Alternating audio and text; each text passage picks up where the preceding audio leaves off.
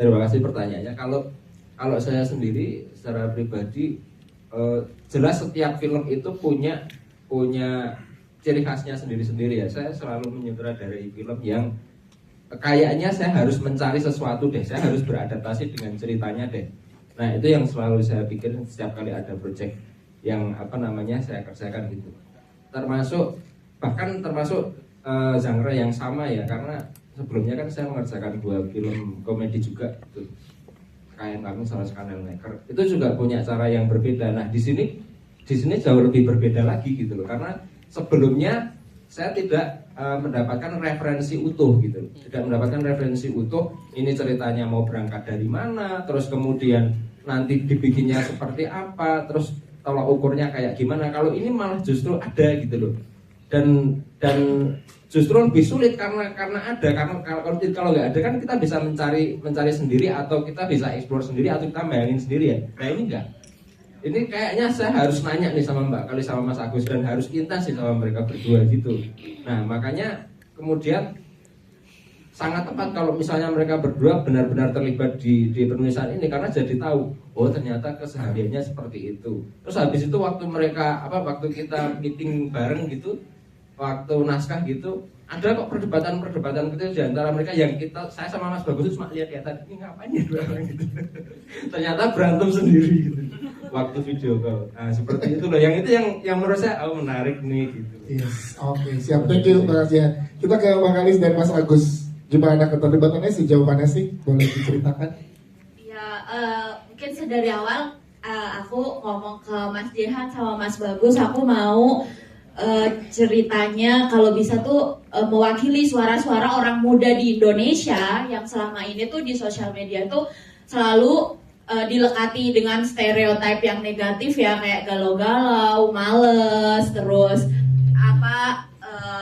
gampang putus harapan segala macam gitu ya. Padahal realitanya orang-orang muda seperti itu, mereka itu adalah anak-anak muda tuh, mereka kayak gitu tuh, mereka survive, mereka kerja keras dalam perjalanan menuju dewasa. Mereka juga banyak tantangan, banyak yang dipikirkan, apalagi sebagai generasi orang muda yang nggak menerima warisan dari orang tua, yang pendidikan atau pekerjaan mereka saat ini adalah satu-satunya harapan untuk mengalami lompatan yang berbeda menuju masa depan kayak gitu. Sehingga karakter Kalis dan Agus ini kan pemuda kabupaten yang jauh dari ibu kota sebenarnya ya, tapi mereka penulis gitu ya, mereka pekerja keras gitu, dan dengan tantangannya. Dan sebenarnya film ini bukan cuma tentang karakter Kalis dan Agus, tapi juga mewakili Rahayu, mewakili Yana,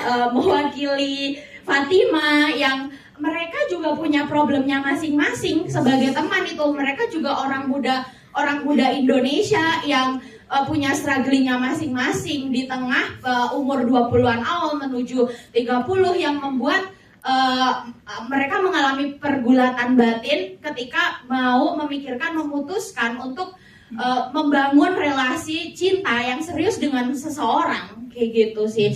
Kayaknya aku pengen menyuarakan waktu itu kayak teman-teman muda itu butuh ditemani sebetulnya gitu. Jangan cuma dikata-katain generasi lemah, generasi strawberry, tapi mereka itu kayak gini tuh karena emang se-struggling itu gitu. Oke, siap. Terima kasih Mbak Kalis. Mas Agus mau menambahkan, silakan.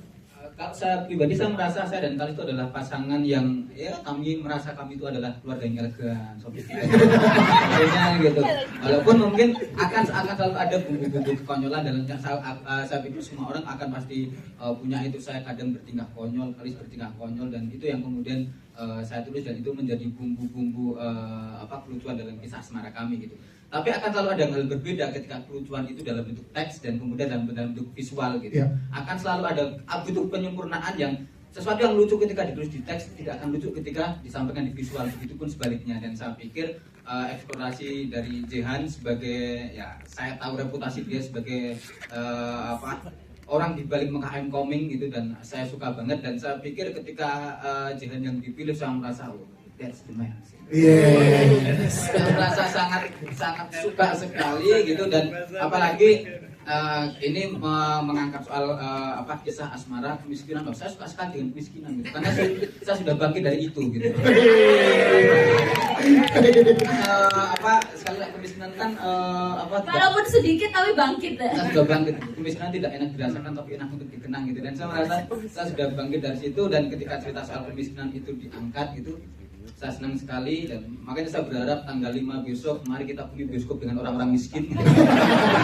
Dan Anda wartawan-wartawan, kalau Anda punya tetangga miskin, tolong ajak mereka menonton. Oh ini relate dengan mereka gitu ya. Bukan caranya pakai motor. Bayarnya boleh ninggal kis gitu. Jadi saya berharap kisah asmara saya dan Kalis yang sebenarnya tidak sesempurna itu, tidak sesofistikated itu, dan kadang ada lucunya itu bisa dinikmati oleh orang-orang. Saya ingin agar ya orang-orang memandang bahwa pernikahan tidak seindah itu, tapi juga tidak semengerikan itu. Kata-kata lagi Mas Agus. Mas Agus, silakan, bentar Pak, belum selesai ya. Jawaban yang terakhir tadi pertanyaannya ke Mas Yusril dan Mas Benny, gimana? Silakan, gimana, ada beban gak ya? Karena dengan komedinya Mas Jahan dan kalian sebagai stand up comedian, gimana? Silakan. Kalau Iya, kembali. Kamu kebalik Mas. Kayak gitu komedinya kayak gitu. Teasernya kayak gitu lah. Kalau udah aku dulu apa kamu dulu nih? Kamu dulu aja. Kamu dulu deh. Kamu dulu aja. Ah, jangan kamu aja. Jadi kisah cinta kita berdua.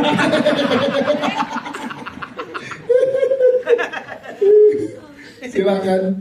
Duluan deh. Apa tadi pertanyaannya? Oh iya. Baik. Saya di sini berperan sebagai Nah, tadi ya, baliknya kejauhan. komedinya beban atau enggak? komedinya. Sebenarnya kalau beban sebenarnya kalau beban tentu saja ada bebannya gitu, karena kalau di sini nanti Allah lupa lagi aku. Kalau bilang beban karena kan pasti di setiap karakternya itu berbeda gitu. Saya sama Mas Jahan sudah pernah dalam 2 proyek sebelum ini gitu, sudah di MKM Coming dan juga si film pendek apa judulnya Mas? Positif. Memang tentang kehamilan waktu itu. Ya. bukan. Waktu itu memang Mas Jenny yang aku tahu itu dia selalu menaruh slapstick dalam komedinya. Nah itu yang menurutku membedakan bagaimana kita nantinya terutama sebagai backgroundnya sebagai stand up comedian untuk bisa memainkan slapstick itu sendiri. Tentu saja sebenarnya dalam kaidah-kaidah komedinya sebenarnya sama. Ini ada premis, ada setup, dan ada punchline-nya seperti ini. Cuman setup, premis, dan punchline-nya itu kita tidak lebih verbalkan, hanya dalam adegan gitu. Nah, si saya sama si Nyek Nyobe ini memang dalam tektokannya itu memang tidak 1-2 kali ngasih masukan, bahkan kita mulutnya band nanti gini aja. Kita sepulang reading juga ada satu momen di mobil kita juga ada ide untuk ngasih karakternya supaya karakter yang dimainkan ini bisa asumsinya nyampe kemudian dipatahkan di adegannya gitu. Seperti itu. Siap. Terima kasih Mas Yusril. Ya. Kalau Mas Benny, gimana Mas Benny dari dirimu? Kalau saya sih nggak ada yang berat ya. Gendeng lagi, gendeng. Ya kita kan bisanya gitu-gitu doang lah. Gendeng. Enggak, kalau menurut saya sih sangat dibantu dari skripnya ya. Skripnya lucu banget. Ketika kita reading itu udah ketawa, udah kebayang wah ini akan kayak gini adegannya. Jadi kita mungkin improve-nya malah nggak terlalu banyak. Cuma Ada ngasih ke ini yang karakternya jika sih ditambahin misal Pak itu lebih kaku atau gitu. Jadi kan biasanya kalau di beberapa film komedi yang lain, kalau stand up comedian tuh kan improve-nya banyakin dong. Kalau ini enggak, dan ini sangat menyenangkan ketika skripnya itu sudah lucu, kita ya tinggal mendalami karakternya aja gitu. Dan yang lebih menyenangkan lagi adalah yaitu situasinya. Jadi mungkin Devina nggak ada satu scene ya. Cuman kita di lokasi syuting ketika misal Devina lagi syuting terus kita break bareng-bareng itu kita kayak saling ngobrol. Terus senang-senang gitu. Bahkan kita ada satu kejadian. Nggak usah, yang itu nggak usah. Yang itu nggak usah, itu terlalu berbahaya. Nanti saya cerita. Saya tahu yang di taksi online kan? Bukan. yang di taksi online. Bukan. Ini aman. Jadi di situ lokasi syuting yang di kosnya Kalis itu ada kaca gede banget. Itu dikira kaca cermin. kaca cermin. Aku sama Devina sama Yusuf mainan kayak ngerekam video gitu di Iya. ternyata itu kelihatan dari dalam. Dan orang pemiliknya itu ngepost di Instagram, ini mas-mas ini ngapain? Jadi ada di awal.